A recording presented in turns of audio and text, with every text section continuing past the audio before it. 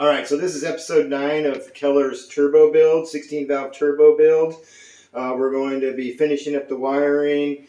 We're going to go through a bit of what we did with the wiring, what website we were using it, and explaining a little bit more detail how the Speeduino, the Arduino, and the Raspberry Pi interface with what's going to be the dash video screen. So yeah, we're gonna get started doing all that. So yeah, join us, be along, and like and subscribe. If you guys like the videos, let us know. We're still doing them with the cell phone. We haven't got nice cameras, but let us know if this are like, if you don't like our videos, let us know. If you like them, let us know. We appreciate it. Thanks. All right. So if you watched the video that we posted prior, we got the engine running.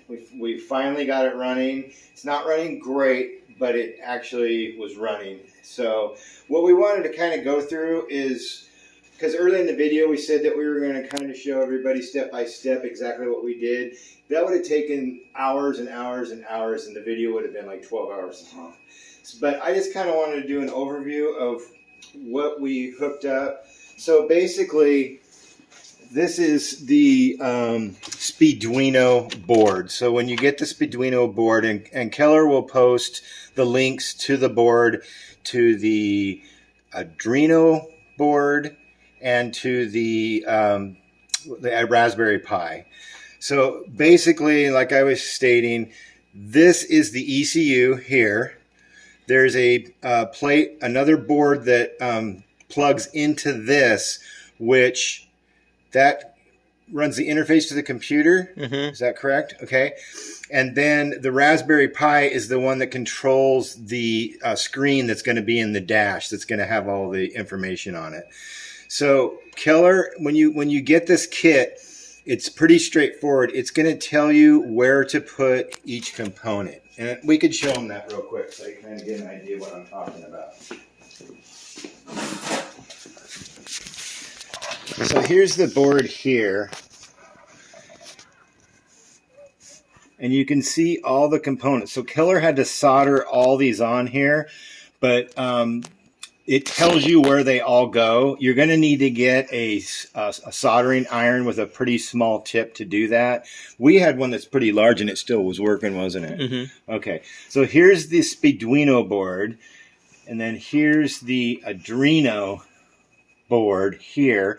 This is interfacing to the laptop here, which enables this screen to come up. And this is what Keller's dash is going to look like once he gets that hooked up. So all these wires here, and some on this side, are the inputs from the sensors on the engine, the fuel injectors, and all that. And on that website we were just showing, it has the pinout for where these pins are all numbered and where the wires go. So this looks like a jumbled mess, but we went through each one and made sure that the sensors and the colors of the wires on the sensors all went to the right location. And I'll show you where that is. We go back to this. So you can see this. Injector 1. Pin, was that? That's one of two. One of two. Injector 2 comes down here. Then we got the grounds. Here's the map sensor. 5 volt was for what?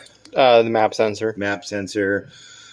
And photo. What is proto? Proto area is the prototyping area. So that's where your flex fuel sensor would go. That's where your radiator fan will go on. Fuel pump, the tach, the clutch for the launch control. Yeah. So it's all on here. And then on the engine, so what we had to do, I'll start with the fuel injectors. So these fuel injectors have 12 volts on all the time. So we have that hot wire into all 4 of these. And then this, like this colored wire here, these are the grounds. So the way these injectors fire is the computer controls the ground opening and closing. And each of these have the hot, that's always 12 volts, and then the ground. So that's how the injectors get wired up. Let's see, we got the throttle position sensor. As you can see, it's a 3-pin. And some of these Keller had to go online to find out the wire colors and what they were, whether they were like output, whether they were a ground, whether they were power. So he got that all figured out, and you can get that online. Do you have stuff we can post to show everybody all this? No. Okay, so people are just going to have to find that. We'll try to find some of this stuff and post it if we can. So there's a throttle position sensor. Here's the map sensor, which is basically just taking vacuum off the intake manifold. And that is a 3-wire sensor. So that's all wired in. Let's see, what else do we have here? Crank We've got sensor. the crank position sensor. So down here, and you can't see Right here. it. It's right here. You can see it. That's the crank position sensor. That got wired in. We've got the distributor right here. That is all wired in. Coil. The coil right here, 3-wire. So we got ground. We've got, is this a signal wire? Signal, yeah. Signal wire. And then positive. A positive, even though we have a brown wire in here, it is positive. So this is the ground. We got this grounded here to the engine. And the next ones we're going to be doing is the transmission speed sensor. So we're going to have to get that done today. We've got this clutch position switch that Keller modded up. That's for the no lift shift. So we need to get that wired. We're going to end up having to, what else do we got? Fuel pump relay. Fuel pump relay. Oxygen sensor and right exhaust. Now, this is what we got for the fuel pump in the back. Kind of rigged up, but everything's not wired in yet. For testing purposes, basically what we're doing is we got a battery back here and a switch. hey, it works today. Yeah.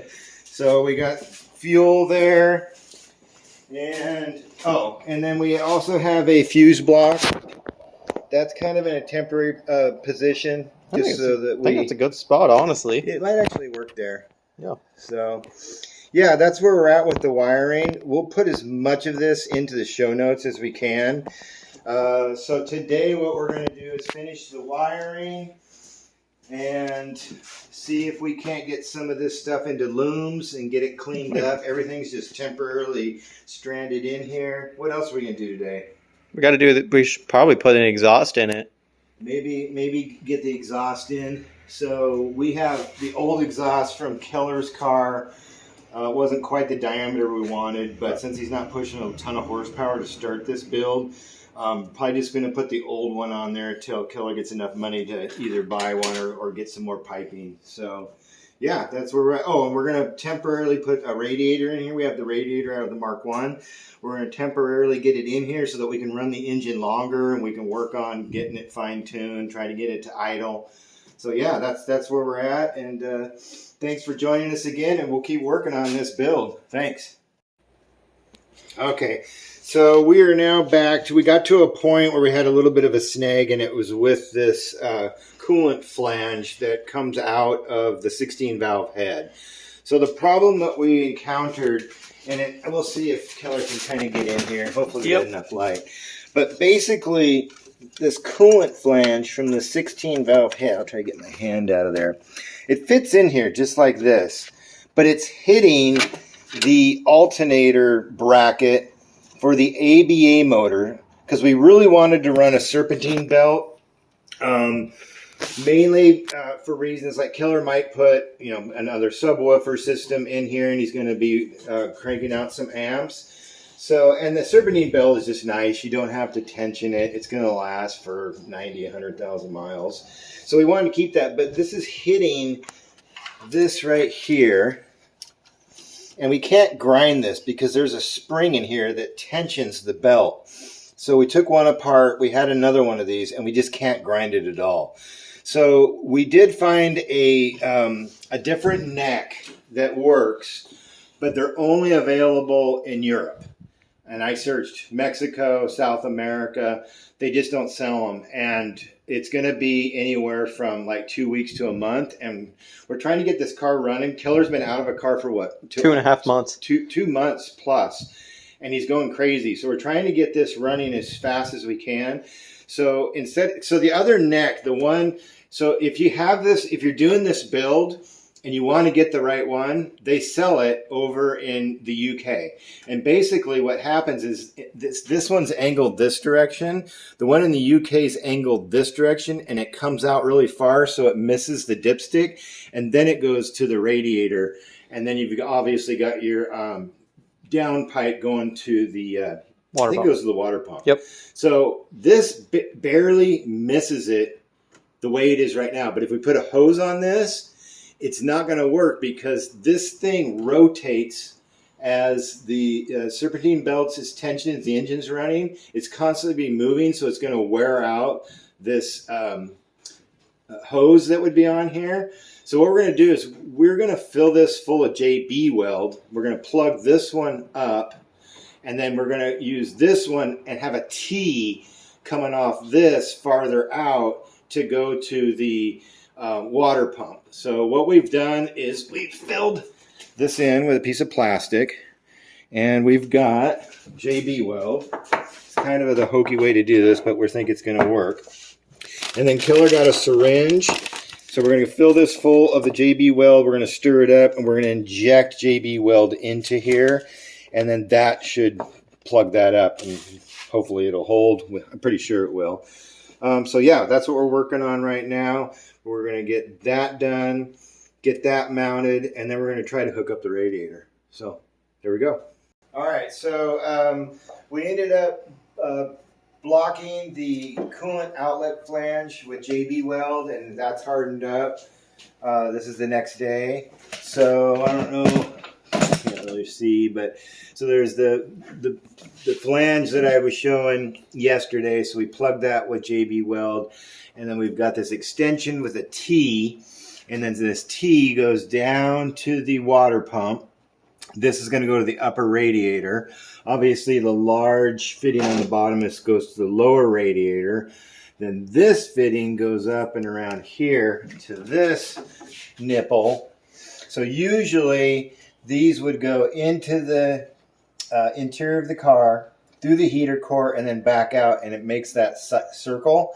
But for now, we're going to eliminate the heater core. Maybe this winter we'll add it, but for now, to simplify things, we're just going to eliminate it. So what we're going to do is we're just going to come off of the water pump over to here, and then we've got our expansion tank.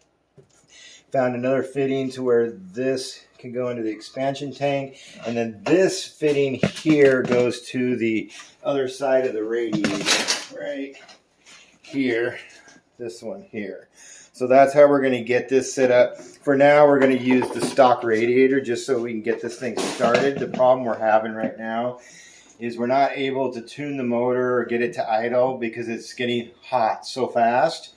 So we've got to get the coolant cycling through the engine to be able to spend some time, get this fan going if we have to. And that way we can spend 5, 10, 15 minutes with the engine running to be able to do modifications to it while it's running. So yeah, we're going to finish putting this all back together.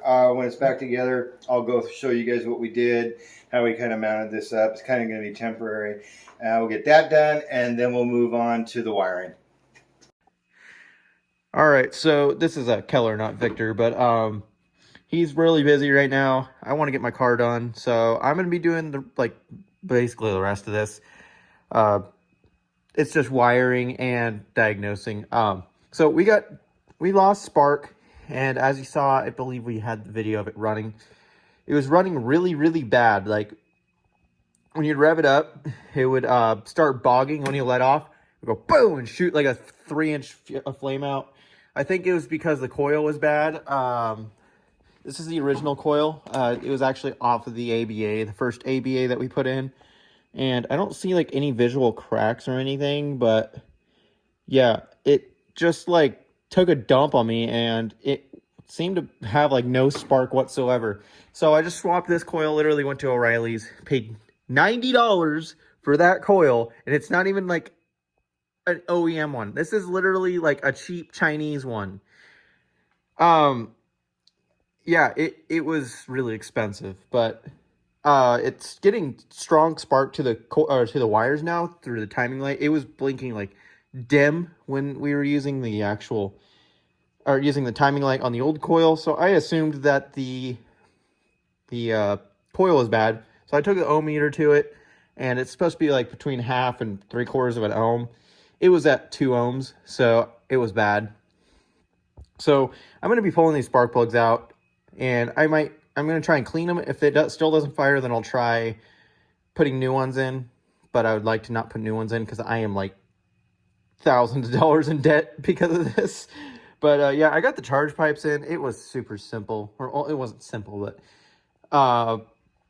yeah, everything is basically done. We got wires all cleaned up. We put the oil cooler in. This is the biggest oil cooler I could find on Amazon that would be here in a couple days. That's from Evil Energy as well. So this is basically, yeah, this is not fun. But yeah, got some radiator fans in. They actually fit perfectly. We could not fit like a Mark II radiator. This Mark I radiator was the only radiator that would fit in this engine bay because of the intercooler. Otherwise, I would have been totally happy to just run the Mark II radiator, but we're just gonna have to get a thicker one. It's about that thick from, yeah, and it holds a little bit more water. But if it doesn't overheat with this, then I might just run the stock Mark I cooler or radiator. But yeah, it's coming along. I still haven't done the interior yet, but it does start and run with the key. And I got the clutch pedal and the gas pedal. So this is actually what the gas pedal or the throttle cable is off of. It's from a Corrado VR6. It's at Tectonics for $50. It's pretty decent quality, but it literally went exactly in. It also works for like 1.8T swaps into Mark 1s. So I got that.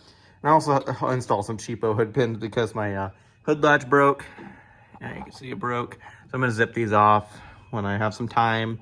But yeah, I'm going to pull these spark plugs out and see what's going on because it has no spark at the coil or at the plugs. Yeah, these are a little carboned up and a little wet. I think I might want to try and replacing these plugs just to see what happens. Because I don't see any cracks in the plug itself. The ceramic does like to crack sometimes. But yeah, there's no cracks in it. I mean, oh wait, is that a crack? It could just be from the boot. Let's just check. Yeah, it's just from the boot. But yeah, these were covered in gas. So yeah, it also ran low in oil when I forgot that if you put an oil cooler on it, it adds some, yeah. I'm not sure if you can see that. It's wet. It's wet in all the cylinders. I think that's why it's not firing. I don't know. Maybe not. But yeah, I'm going to take that coil. I'm going to unplug the coil and I'm going to crank it over a few times because that is really bad. So yeah, I'm going to be right back. I'm going to just push them all out. Get all that gas out. All right, so I didn't have spark for some reason. Like, it stopped having spark. Then it came back. I don't know why.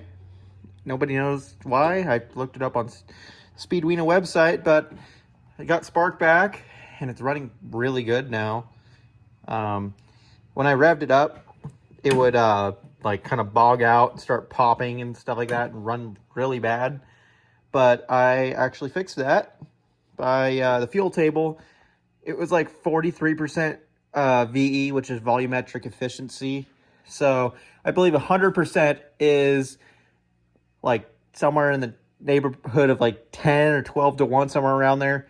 But it was about 43, so I think that's about stoichiometric, so 14.7. And then it stepped up, the next cell was 67. And I'm like, that doesn't seem right. So what I did is I selected the entire cell, or like the whole area that was had that rich step, and I bumped it up or bumped it down a couple clicks on the VE efficiency, and then I use the smooth tool. It smooths the whole, or like smooths the whole selected area. I just selected the whole thing and I smoothed it out a couple clicks just to make it a little bit smoother. Now it revs up nice and clean. There's a little bit of hesitation still, which I think is just from still running just a hair rich, but it doesn't pop or bang or anything like that. It revs pretty smooth now. So I gotta fix this oil leak. There's an oil leak right on the turbo. I think it's just from the nut not being tight enough. Just on me. That was all me. But yeah, everything's wired in except the radiator fan. I didn't realize Speeduino actually does ground switching instead of 12 volt switching, so the 12 volts goes into the relay. No, it's a ground, so the ground comes in through the relay, and then you just put a constant 12 volts on the relay, and that's how it gets its switch. But I don't know, maybe I'll leave it on, leave it on the Speeduino because it's actually really handy when I'm, I forget to flick the switch, and then my my radiator, my car starts to overheat, and I don't want it to overheat. So yeah, I'm gonna put it at 160 and just keep running it at 160 and just keep it running until. So basically, it'll just be on constantly, no matter what. But yeah, we're getting close. It's really close to driving. I just gotta get the vehicle speed sensor to work and a couple other small things. Just I'm gonna obviously record me getting the Pi Dash set up. But yeah, it's actually coming along really nice. Yeah, I guess I'll let you guys know once I'm done with the next part. But yeah, it runs really good. So yeah, let's get the let's see what we can do. I got to get the clutch switch wired in. That's for sure. That's for the no lift shift and launch control. I want to have launch control in this because these O2Os are not very friendly with high RPM clutch dumps. So I'm going to set it to 2000. It's going to have anti-lag, so it'll retard the timing and or it'll get the turbo to spool up. I don't need it to go all the way up to boost, but right now it's at boost cut is at 10 PSI. It's pretty safe. Then my tuner's going to come in and we're going to really mess with my car and see how much power we can get out with 10 PSI. But I know I'm going to get quite a bit because that's a pretty decently sized intercooler. I mean, the 1.8T ones go to like right here. Like that's about it. They're about the same width, but thickness and thickness. But yeah, it's coming along. I think what I'm gonna do next is I think I'm just gonna put the dash in because it's really close. We're thinking of putting the oil cooler up here, right on the vent. So I mean, the hood will open and close still, but these hoses are flexible. So yeah, surprisingly, this thing hasn't blown up. We ran it out of oil one time. It was at 10 PSI cranking oil pressure and 20 when it's running. It was about 2 quarts low. Yeah, I didn't realize this thing takes like 2 quarts of oil to fill these 2 hoses and that giant oil cooler. But now it's running good. We put some 20W50 in there with the 530. We're not going to talk about that, but it's going to get an oil change in like 200 miles. So yeah, we're doing the frequent oil changes because why not? But yeah, it's coming along. It's really coming along. I'm going to let that cool down because I don't want to touch that wickedly hot turbo with a tiny wrench, just trying to get that nut to tighten up. But yeah, I will get ready with the dash. Okay, so I got a ton of stuff done. I completely forgot that we were making a video on this, but I got the dash in with the digital dash. The Raspberry Pi is mounted right here, behind here.